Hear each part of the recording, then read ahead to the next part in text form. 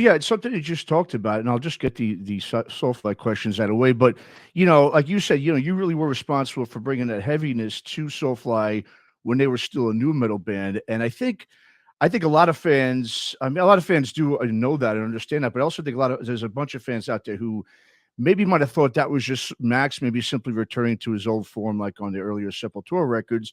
They might not have been aware of how really influential and responsible you were in changing the Soulfly sound at that time. I mean, so do you view Revenge Beast?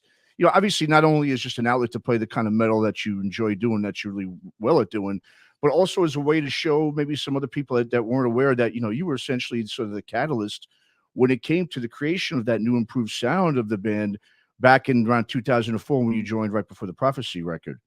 Yeah, that's right. That's Yeah. correct. Yeah, I mean, I know people. There's the people that like the older, more new metal stuff, and that's cool. If that's what people are into. But I definitely did bring that thrash vibe. I mean, when I first got the gig in '03, I Mhm. wasn't a fan of like the first two Soulfly records. I was always more into old school Sepultura, Beneath the Remains, and Arise, and KSED.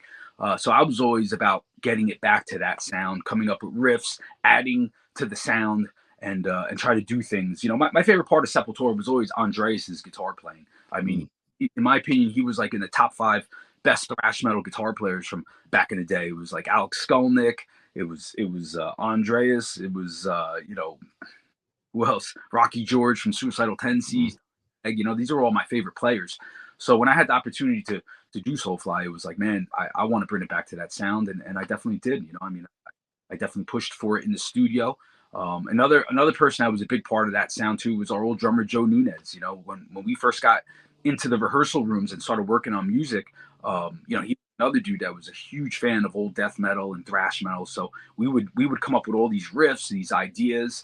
We definitely were the unsung heroes. But like you said, the fans definitely recognize it. You would come to the shows and you would see what's up and see it live. So Sure. That. Yeah, I never remember reading it, an interview a while back that Max had done where he essentially stated what a lot of us already have known about you, that he praised you as being really a true guitar hero and that you were pretty much a hidden gem. And he kind of liked it that way because he essentially was concerned that if people really knew how good of a player you were, that he would pretty much probably lose you to a more high profile and established band. I mean, did you ever at any time, maybe during your tenure with SoulFly, think that maybe there were decisions being made so that people wouldn't really discover how essential you were to the band and how skilled you were overall as a guitar player at all? oh yeah, absolutely, man. Yeah. Definitely.